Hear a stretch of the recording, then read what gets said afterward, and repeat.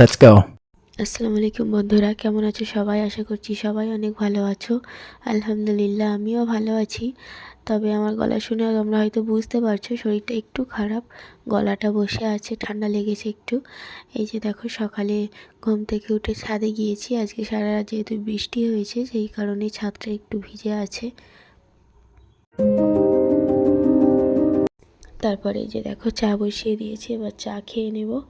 তারপর দুপুরে রান্নার জন্য এই যে আলু কেটে নিচ্ছি। আজকে রান্না করেছিলাম সয়াবিন আলুর তরকারি, সঙ্গে ছিল মাছের ঝাল। আমার ভিডিওগুলো তোমাদের কেমন লাগছে অবশ্যই কমেন্টে জানিও। আর চ্যানেলটি সাবস্ক্রাইব করে লাইক দিয়ে পাশে থেকো সবাই। তো সবাই দেখতে থাকো ভিডিওটা।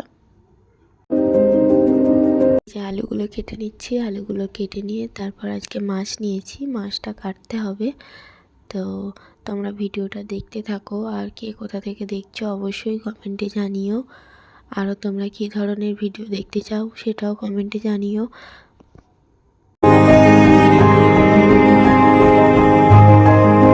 আজকে রান্নাটা তাড়াতাড়ি কমপ্লিট করতে হবে, কারণ আজকে আমার কেকের অর্ডার আছে। তো কেকের অর্ডারটা আজকে ভাবছি স্পঞ্জটা বানিয়ে রেখে দেব, কালকে সকালে ডেকোরেশনটা করব।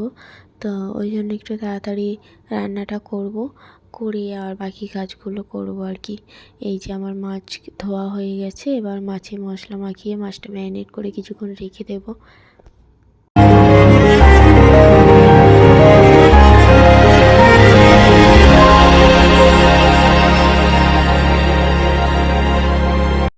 আজকে রান্নাটা খুবই সিম্পল ছিল। তারপরে এই যে আমি সন্ধ্যাবেলায় কেকের ব্যাটার রেডি করছিলাম। এটা 1 পাউন্ডের একটা চকলেট কেকের অর্ডার ছিল। তো আমি কেকের অর্ডার নিয়ে থাকি, প্লাস আমি নেক্সট মান্থ থেকে কেকের ক্লাস স্টার্ট করব। তো কেউ যদি আমার কাছে কেকের ক্লাস করতে ইচ্ছুক হও অবশ্যই আমার সঙ্গে যোগাযোগ করবে। এই যে দেখো, আমি সাদা অংশটা আর কুসুমটা আলাদা করে নিচ্ছি।